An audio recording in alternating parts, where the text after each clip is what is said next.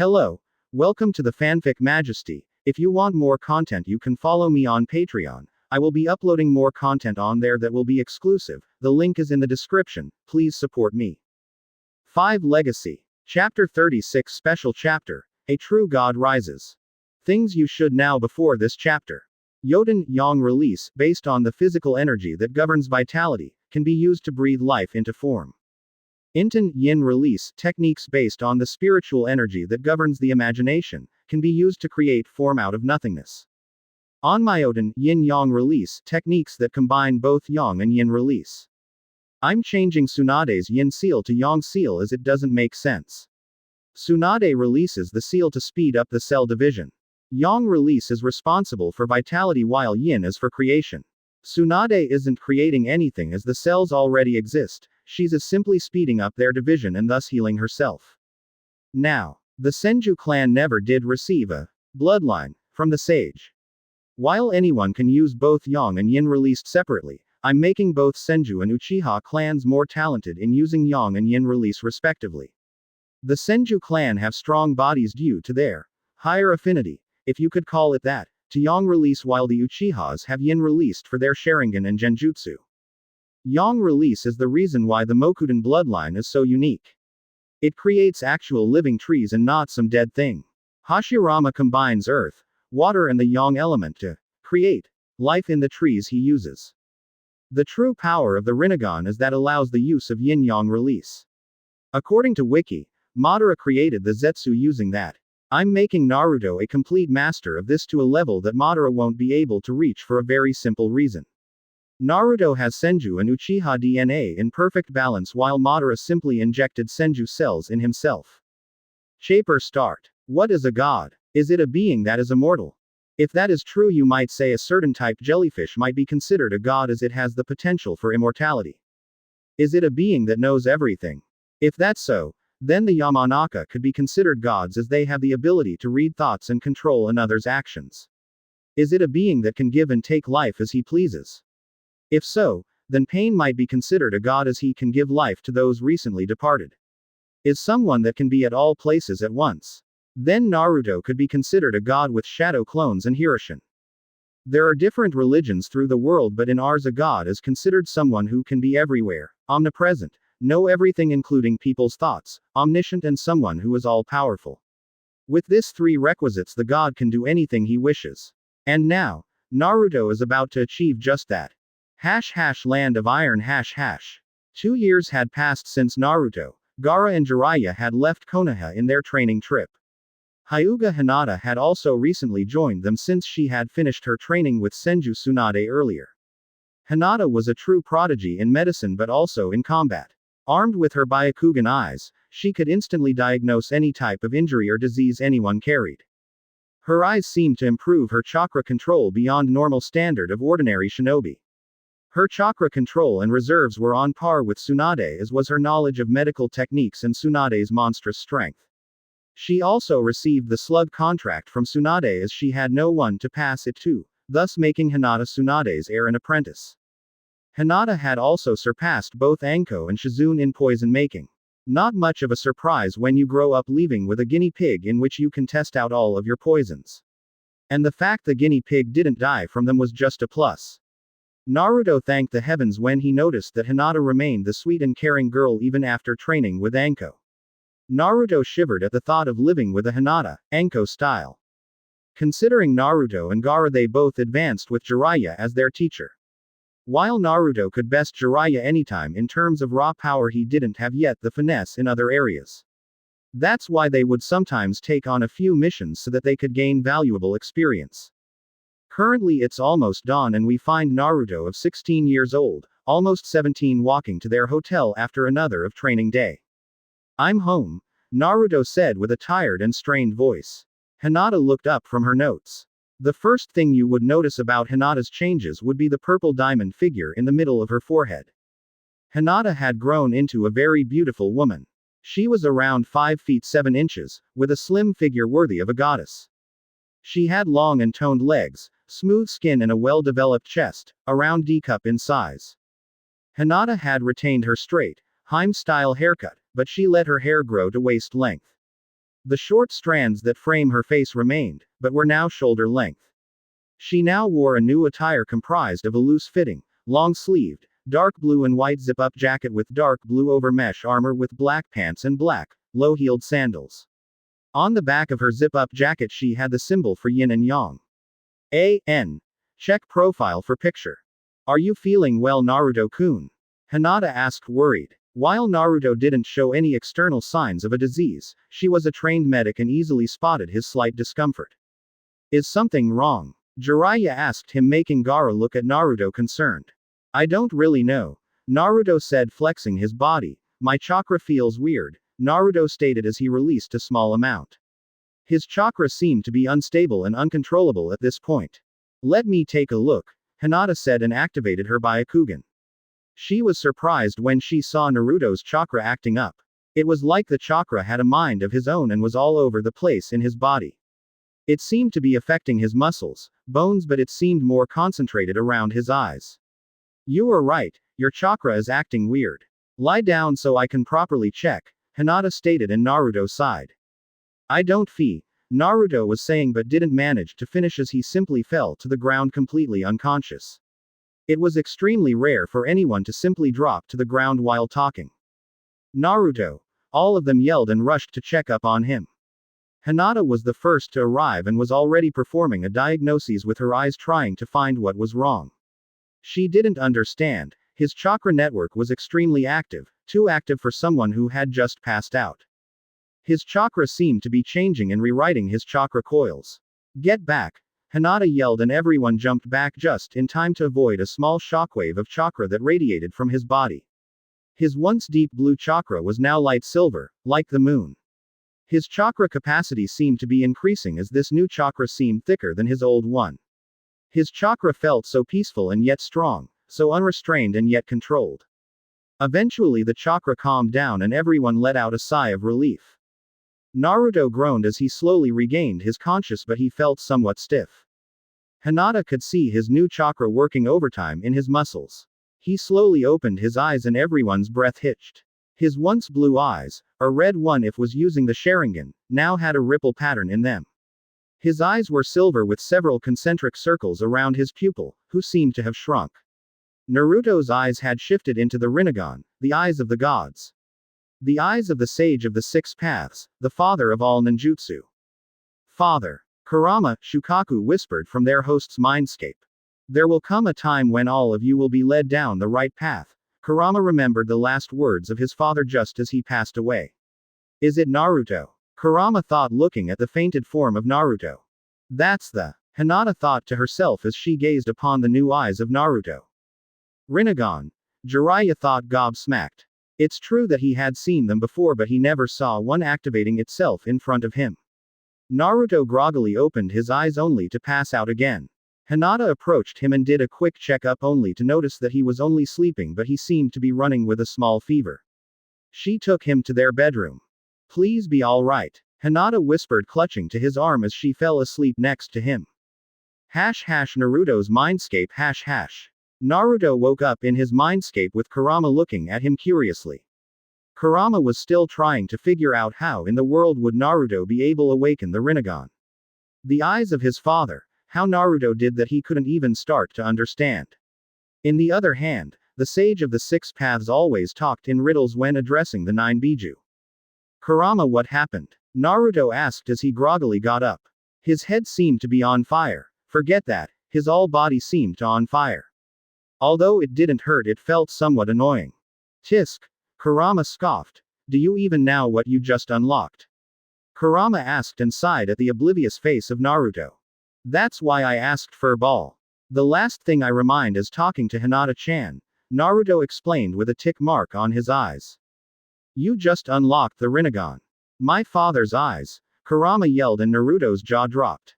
He blinked, and blinked again as his brain rebooted and he processed the words he just heard. He quickly approached a nearby lake that he had created when he changed his mindscape to a more comfortable place. He immediately noticed his eyes. Instead of the traditional deep blue or blood red, they were now a dark silver with concentric circles around his pupil. He looked around and noticed that he could see chakra to a whole different level.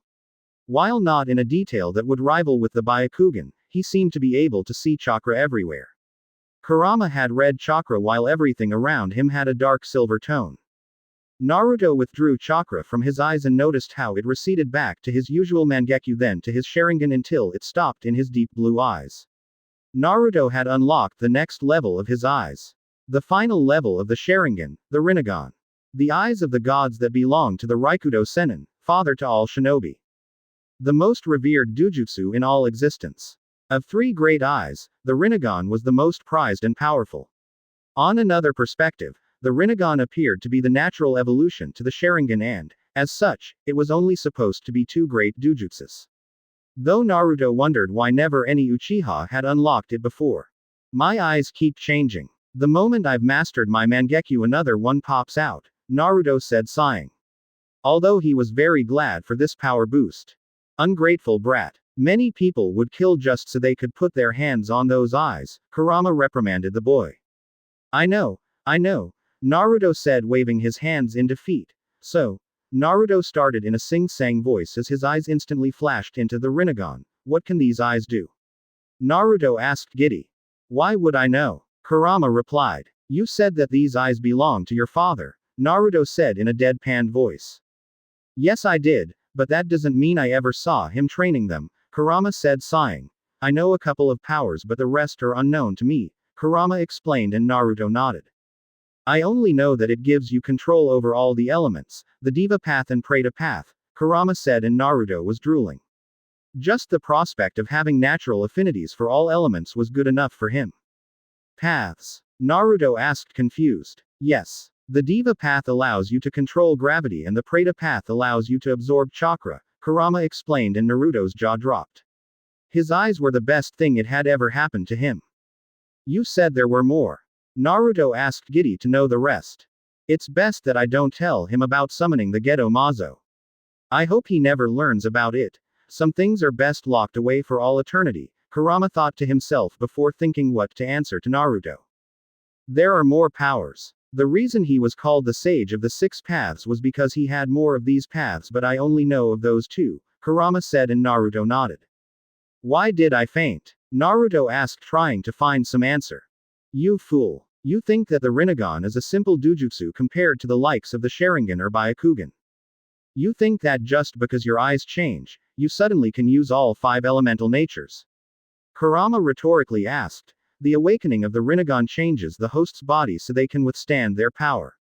It's the reason why your chakra is now silver, the reason as to, right now, your muscles are being rebuilt to be stronger than anyone else's, Kurama explained and Naruto took the information like a sponge. I understand, but why did it activate so suddenly? Naruto rhetorically asked. I mean, I did nothing out of the ordinary today, Naruto stated but Kurama was deep in thought. You should check the Hyugas and Uchiha's clan libraries.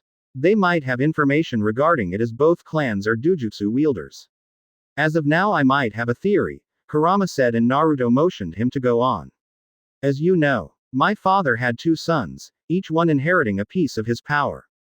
The older brother, Ken, started the Uchiha clan while the younger one, Shin, started the Senju clan, Kurama started. Both Uchiha Ken and Senju Shin had descendants through the ages, disregarding the half-blood Uchihas, coming down until the last of each clan. Both your mother, Senju Kushina, and your father, Uchiha Minato, were the last of each other's clans. You achieving the Rinnegan might come from the fact that both the Senju and Uchiha's blood are together in you. Were it once divided in my father, it came together in you, Kurama explained. It's ironic in fact, Kurama said chuckling. Both clans started with my father and they seem to end with you. With Tsunade being past reproducing age, you are the last of both Senju and the Uchiha clan, the last descent of the Sage of Six Paths, the last leaf of a once mighty tree, Kurama said in a sad voice. If I ever have any kids, do you think they will inherit my Rinnegan or will my power be split between them? Naruto curiously asked. It's a good question, though only time will tell. Even though I'm sad to see my father's line reduced to a single member, at least the last member bears the same eyes as the original. Like I said, it's ironic. It feels like everything was meant to end with you, as both clans are extinct and the last member bears the Rinnegan, Kurama said chuckling sadly. I guess, Naruto muttered, but you still didn't answer my question as to why it suddenly activated, Naruto stated, and Kurama got deep in thought. Building on the premise that the Rinnegan is achieved with both Senju and Uchiha blood, it's possible that could only be achieved once your body had fully matured. Moments earlier before you fainted I noticed that your yin and yang chakras seemed to be in perfect balance with each other, Kurama said. Look at it this way. Your body was too young to match the power of your soul. What I mean is that your yang chakra was weaker than your yin due to the fact that your body was still developing. Today must have marked the point where both energies balanced each other out to perfection, thus leading to the activation of your eyes, Kurama explained, and Naruto nodded, taking everything in. How do you come up with all this stuff? Naruto asked, surprised the fox's knowledge and reasoning. I'm just that good, Kurama boasted, puffing his chest out, making Naruto stare at him. Get going, your mate needs you, Kurama said, and Naruto left this mindscape. Naruto and Hinata's room. Naruto returned from his mindscape and found himself lying in his bed. He looked outside and the moon was shining in the sky. He looked down to see Hinata's asleep next him, clutching his arm furiously. Naruto brushed a few strands of her hair to the side so he could gaze upon her beautiful and angelic face. It was then that he noticed dried tears in her cheeks. Hinata-chan, Naruto whispered gently, running his hands through her soft cheeks. He bent down and placed a small kiss on her forehead, making her stir. She slowly opened her eyes, adjusting to the small light of the room, and noticed Naruto awake and staring deeply into her eyes. Naruto-kun, Hinata choked out and hugged him fiercely while crying. I was worried about you when you fainted like that, Hinata said, and Naruto simply hugged her, showing that he wasn't going anywhere. You know me, Naruto said, breaking the hug. He brought his forehead to hers and locked eyes with her. I don't stay down for long, Naruto said, looking at her with caring eyes filled with love. I talked with Kurama, it was just a byproduct of my Rinnegan activating. I'm not going anywhere soon. I'm staying with you forever, Naruto whispered and gently closed the gap between them. Their lips brushed together at first until they locked in a deep, passionate kiss. All the while, Naruto was caressing her face, feeling her smooth, flawless skin. Lemon scene. Skip if you wish. Naruto and Hinata broke the kiss and simply stared at each other. Their eyes locked with each other's, each bearing all the love they felt for each other. There was nothing that could split them. They had been made for each other, like yin and yang.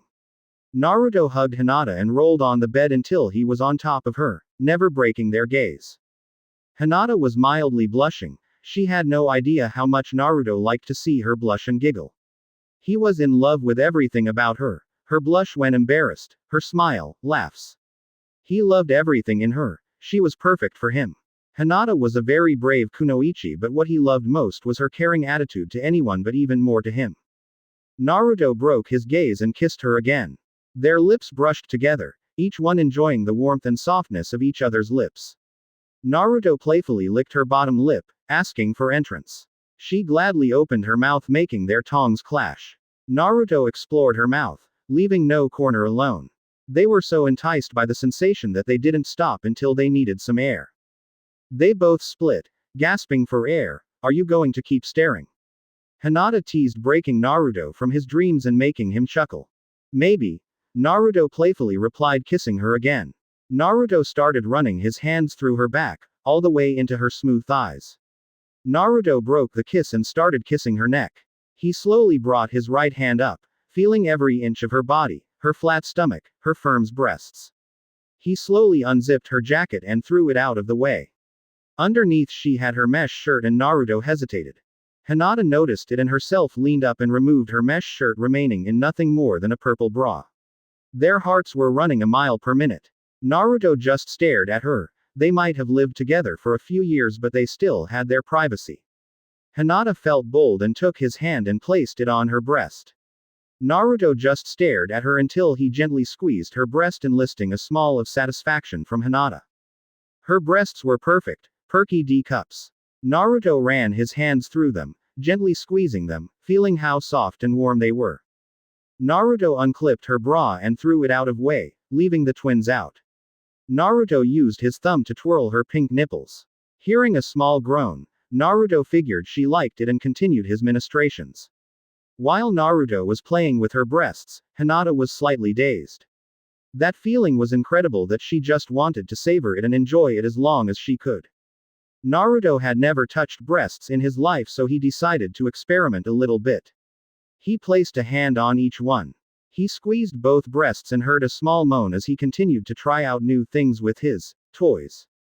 Hinata frowned when Naruto detached himself from her breasts, but that was short-lived when Naruto brought his mouth to her right nipple and began to suck on it, gently at first but then a little more rough. Hinata threw her head back, raising her chest at the new sensation. She was on cloud 9 and Naruto was only working on her breasts. His wet tongue felt so different in her nipples, but she enjoyed it very much. She gasped as he alternated to her other breast and used his hands to keep both busy. Hinata didn't want to be the only one naked between both of them. She hugged Naruto and rolled him around until she was on top of him. "You are the one with too many clothes now," Hinata teased, and Naruto didn't need to be told twice. He quickly removed his jacket and shirt, leaving his torso naked. She admired his physique, his broad shoulders, muscles and toned chest. She leaned down and ran her hands through his chest, feeling his muscles. "You are perfect, Hinata-chan," Naruto said, wrapping his arm around her and bringing her lips to his own. They met in a love-filled kiss. Once they broke apart, Naruto carefully observed Hinata's body. Even though they were shinobi, she was perfect. No trace of scars or other cuts, her skin was smooth and flawless. Hinata sighed blissfully as Naruto started planting butterfly kisses everywhere. Naruto traced her jawline and began descending, kissing both breasts and going down onto her flat stomach. Naruto reached his next obstacle, her pants, since they still had clothes from the waist down. Naruto looked up, asking for permission, to which Hinata nodded. Naruto quickly removed her pants, leaving her in just purple underwear that matched her long removed bra. Naruto trailed both her thighs, leaving kisses all over until he reached the middle section. Naruto noticed that her panties were soaked, that they almost see through. Hinata felt the urge to cover herself from embarrassment, but she didn't get the chance as Naruto gave her a long lick through the fabric. Her breath hitched and she let out a loud moan of pleasure. "You're so wet, princess," Naruto teased, looking at her embarrassed face. Shush, shut up," Hinata said between breaths. Naruto chuckled slightly before slowly removing her panties. Naruto took a good look at her womanhood and it was dripping with her arousal. Hinata's body tensed as Naruto approached her, but she quickly forgot that when Naruto's mouth latched itself to her core. Hinata's back lifted from the bed as Naruto began licking her moist entrance. Naruto noticed that Hinata seemed to shiver every time Naruto gave her a long lick. Naruto was happy that he could pleasure his lover with just a simple touch. Her breathing was harsh and uncontrollable. She reached down and grabbed Naruto's hair, needing to hold onto him, unknowingly pushing him deeper. Naruto continued licking her over and over, hearing the moans that filled the room, licking around her nether lips, clit, and driving his tongue into her. This was an all-new experience for her and she loved it. Naru, Hinata moaned as Naruto drove his tongue inside her wet folds and started exploring.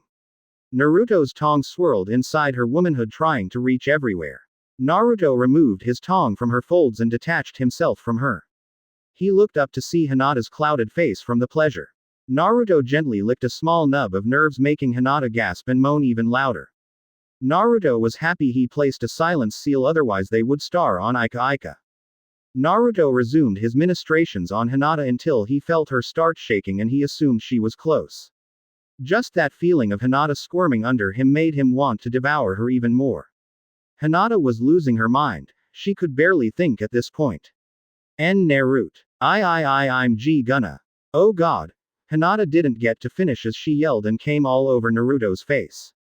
Her hips raised from the bed as she gripped Naruto's hair hard as she came down from her orgasm. Hinata collapsed on the bed, breathing hard and with sweat rolling over her body. Her body seemed to be glowing under the moon's light. Naruto licked the remaining juices from Hinata and rose to meet her face.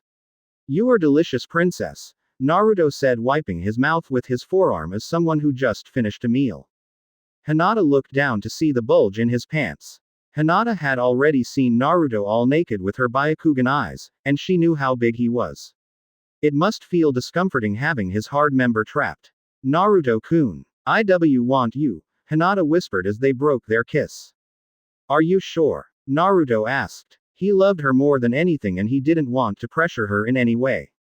Hinata simply nodded and rolled herself to be on top of him. She undid his pants and threw them into the ground, including his boxers. His member was now free and standing at full attention. Naruto wrapped his arms around her and rolled so he was on top and positioned his 8-inch hard member at her wet entrance. He glanced towards Hinata, who was running her hands through his back as Naruto began pushing in. Naruto sighed as he felt her barrier and knew that there was no way around it. He suddenly pushed his dick into Hinata's pussy, getting a wince from her. She sank her nails into Naruto's back, but he bit back the pain. Naruto leaned forward and kissed her to lessen the pain of having her virginity taken until he rested inside her. She was very slippery and yet still tight. Hinata never felt so full of something in her life. It felt amazing to be connected to the person she loved above all in this world. Naruto didn't move, allowing Hinata to adjust herself to his member. "You can move now," Hinata said, and Naruto nodded, slowly withdrawing his member before pushing back in. This feeling was indescribable to him. It felt unbelievably good. She was really tight, wet, hot, and it felt great. He kept up a moderate pace until she was adjusted. Naruto moved slowly at first until he began to speed up, rocking his hips. "Ugh, it's amazing," Hinata moaned out. Hinata's breathing was labored as was Naruto's. "You are perfect, Hinata-chan," Naruto groaned out as he continued his thrusts. Naruto would speed up when she moaned louder, as he liked doing it faster. "Faster," she said, and Naruto complied, speeding up. "Harder," she said a while later, and once again, Naruto complied, burying himself completely inside of her and receiving a moan of approval. He could hear his skin smacking hers as he continued to make sweet love to the woman he treasured. Naruto moved his head up and kissed her deeply, never stopping his love-making. Naruto could feel the sweat form on his body, and looking down at Hinata he saw that she was also sweating. The room became hotter and the sounds of moaning and the loud slaps from their skin could be heard. Naruto felt Hinata's walls starting to clamp up on his member even harder, meaning that she was close. Naruto sped up his thrusts as he was also close to his orgasm. Hinata wrapped her arms around Naruto's back and her legs around his waist, pushing him deeper. "Naruto-kun, I'm coming," Hinata yelled as she climaxed. Naruto felt her walls tighten and he held onto her tighter, shooting his sperm deep inside of her. Hinata did her birth control jutsu so she didn't get pregnant yet. Naruto fell to the bed next to her, both taking deep breaths. Naruto kissed her one last time. "I love you, Hinata-chan," Naruto whispered, embracing her. "I love you too," Hinata replied as Naruto pulled the sheets over them and they fell into a deep sleep in each other's arms. Lemon scene end. Next morning. Within the dark room, a few beams of light managed to sneak through the windows and managed to hit Senju Naruto. Naruto started stirring. He felt he didn't get much sleep last night and he knew the reason when the memories came rushing into him. He looked down to see his princess clinging to him with a happy smile on her face. Naruto smiled and began to gently run his hands through her soft hair. No matter how messy it was for last night's activities, she remained beautiful. Her hair was so soft and silky, he just loved feeling her hair. Hinata began to stir as she felt someone gently stroking her hair. She instantly knew it was Naruto. She simply snuggled closer to him and sighed happily. "Morning, beautiful," Naruto whispered, kissing her forehead. "Good morning, Naruto-kun," Hinata replied, sighing blissfully. "Good night," Naruto innocently asked, making Hinata giggle. "Best night of my life," Hinata replied, drawing circles in his chest. After all, they were both still naked and Naruto did enjoy having her breasts pressing against his chest. "I'm glad," Naruto said, and both fell into a comfortable silence, enjoying the warm feeling they got from being together. Naruto-kun," Hinata called out and Naruto hummed in response. "Please tell me you placed some silence seals," Hinata said, blushing. "Why do you ask?" Naruto asked teasingly. "I think I was a bit loud last night," Hinata mumbled beneath her breaths, making Naruto chuckle. "That was the most beautiful sound I've ever heard and it's reserved to me, so don't worry," Naruto replied, and Hinata nodded. She really didn't want to deal with Jiraiya if he found out they shared more than a bed last night. "Oh shit," Naruto thought when he heard snickering inside his mind. Naruto paled when he recognized the voice. He forgot to cut Kurama's connection last night. "I'm so proud of you, my boy," Kurama yelled from within his mind. Please tell me you didn't watch, Naruto asked. I did more than watch. I recorded it, Kurama replied, grinning like a fox. Why would you do that? You don't even have a gender. How could you even get turned on? Naruto asked, confused. While Kurama had a male personality, he really didn't have any of the organs to back it up. Kurama was a Biju. He didn't organs or bones or flesh, he was just chakra with a mind. Sue, it's teasing material, Kurama replied, and Naruto's sweat dropped. You okay, Naruto-kun? Hinata asked as she watched Naruto space out.